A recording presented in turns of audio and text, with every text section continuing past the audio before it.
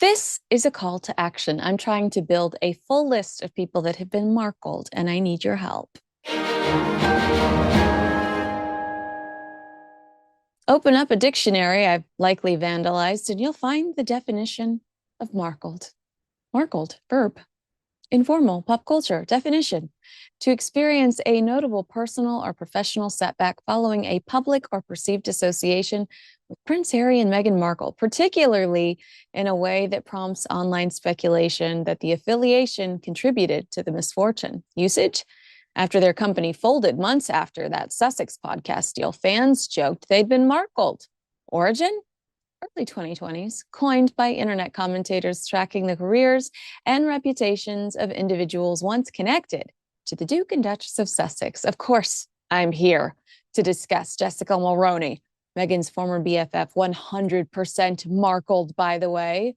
Now, I want to start off by saying that divorce and separation are horrible, and I'm so sorry for Jessica's children. I will lean into empathy here and ignore the gossip that Jessica was part of the fiasco that allegedly made Princess Catherine cry around Meghan's tacky wedding. If the rumors are true, shame on you, Team Catherine. If they're not true, I will be your loudest defender. Just reach out to me and let me know what the truth is. But back to the being markled of it all. News broke this week that Meghan's ex-best friend, Jessica Mulroney, split from her husband, Ben, after 16 years of marriage. A gorgeous Nepo baby, I might add. It's my understanding that Ben Mulroney is like Canada's Ryan Seacrest. So Meghan's friendship with the pair definitely came with some perks, like relevance. At the height of her friendship with the Mulroneys, Meghan was still calling paparazzi, begging them to catch her outside of her yoga studio. According to Page Six, Jessica is no longer wearing her wedding ring and apparently broke the news of the split to friends when she attended a glitzy wedding in Toronto last month without that hunk of a husband. They're split, a source told Page Six.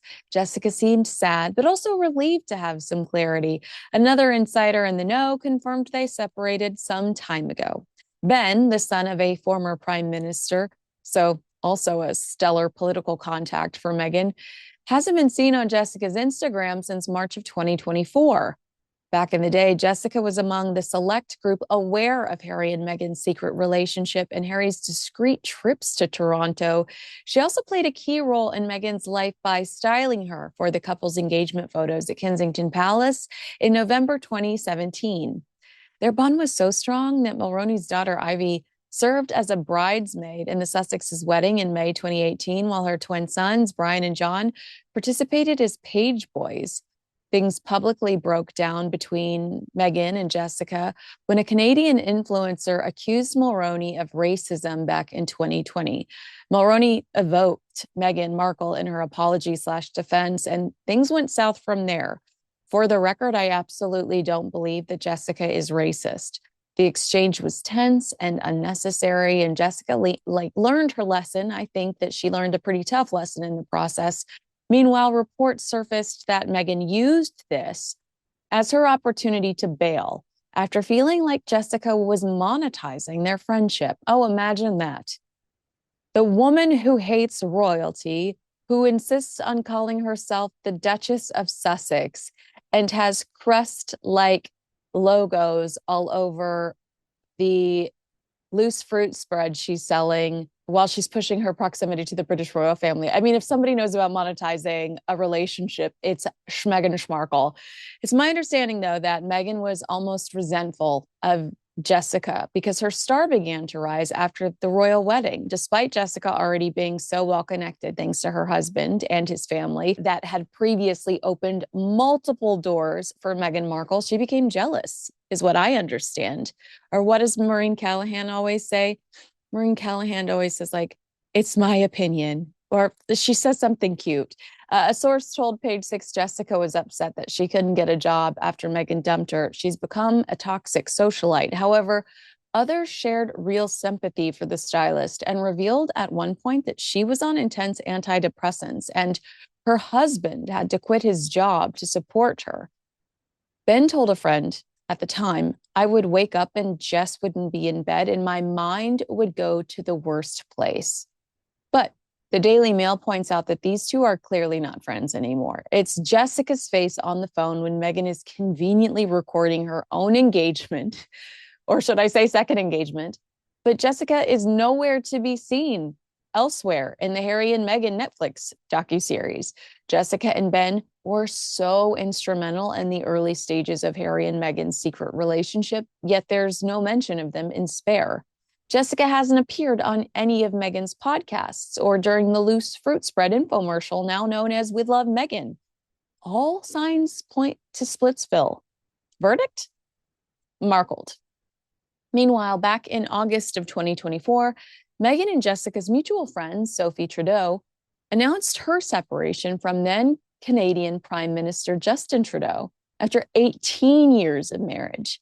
The two said in a statement posted on Instagram at the time that they made the decision after many meaningful and difficult conversations.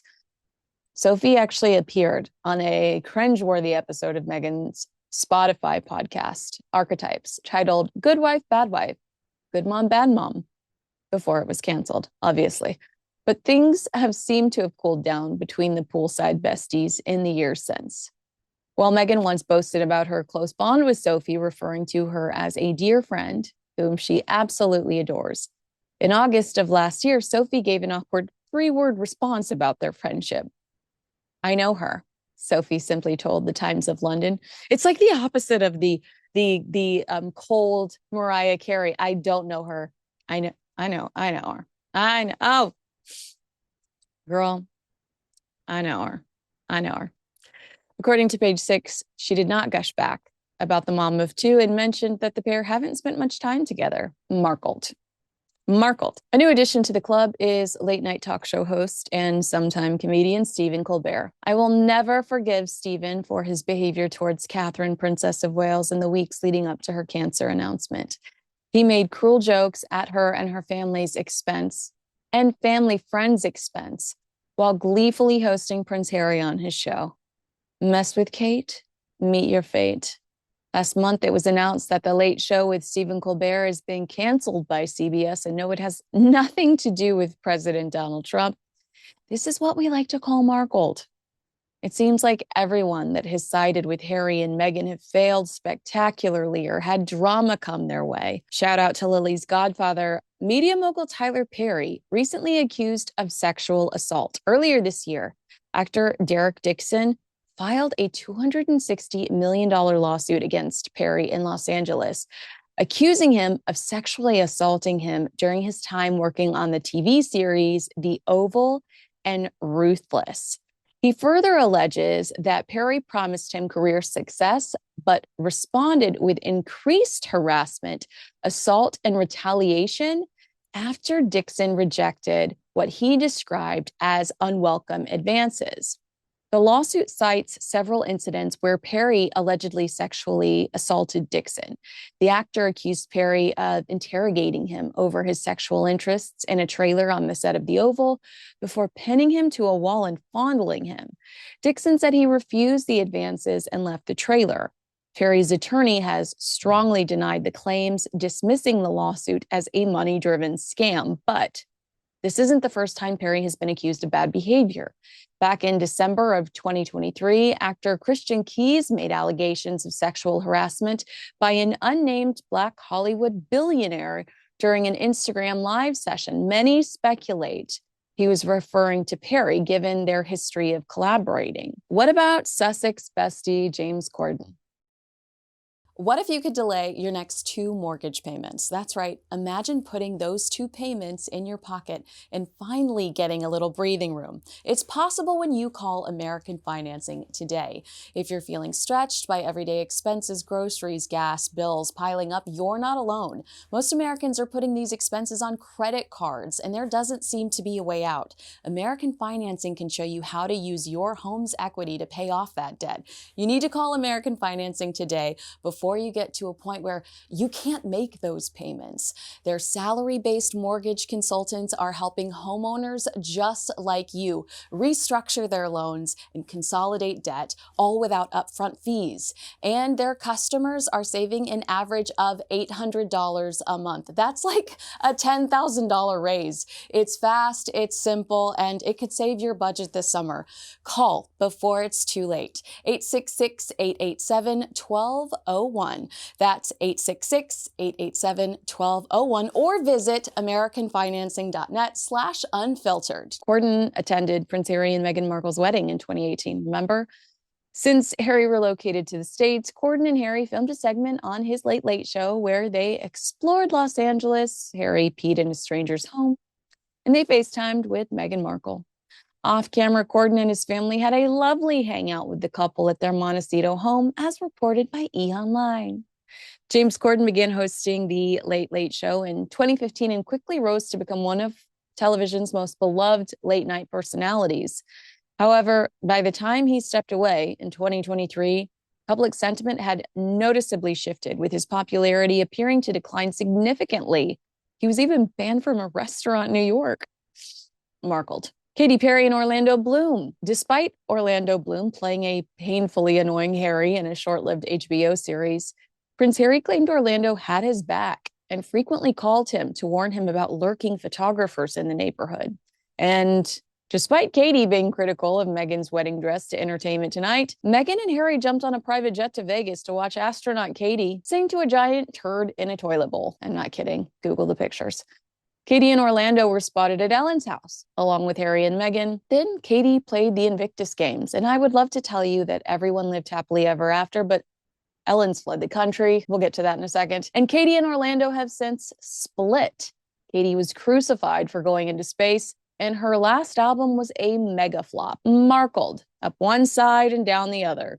Markled. Harry and Meghan loved name-dropping Ellen DeGeneres. That was until her bullying allegations exploded around the same time Meghan Markle's did. Considered one of the worst-kept secrets in Hollywood, multiple staff members spoke out against the comedian and talk show host. And her show was canceled shortly after this explosive expose where everybody was calling out the toxic behavior on her set. She was apparently so overwhelmed by the revelations that she packed up and moved to the UK, somewhere Meghan will likely not step foot in anytime again. But recently I've heard that Ellen is so bored with her chickens and she's desperate to get back into show business. So what would I say to Ellen DeGeneres? Well, girl, you've been markled. You've been markled. Keeping up with the TV talk show host theme, there's no denying that Oprah Winfrey's popularity has taken a major nosedive since her sit-down with the Sussexes for CBS. There's her friendships with Harvey Weinstein and Diddy, the fact that she lied about her weight loss journey while repping Weight Watchers, and more seriously, the Oprah Winfrey Leadership Academy for Girls in South Africa. That scandal is horrific. Watch Maureen Callahan's video on it. But you can't ignore the change in public perception towards Oprah after her Sussex sit-down. Oprah was markled. I know this list is not complete. It is your guidance that I seek. Who's missing? Who's been markled? I heard her Paramount friend is losing his job in the big merger, so there's that. So let me know in the comments below, who did I accidentally leave off this list? And don't say Victoria Beckham. She's not been markled. She's actually thriving right now. David Beckham's thriving. And you know what's so funny about James Corden, and I forgot to mention this? He was recently seen with Queen Camilla.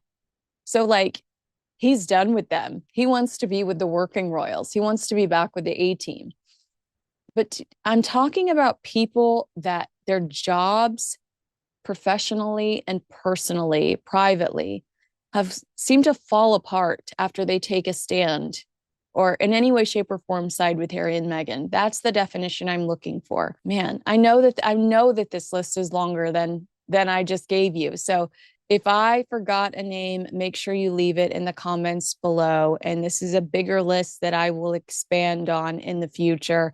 Agree with me, disagree with me about some of the characters I mentioned earlier. Let me know in the comments below. Make sure you like, subscribe, and share this video with a friend. Thanks so much for watching. I'm Kinsey Schofield. Not markled yet. Not yet.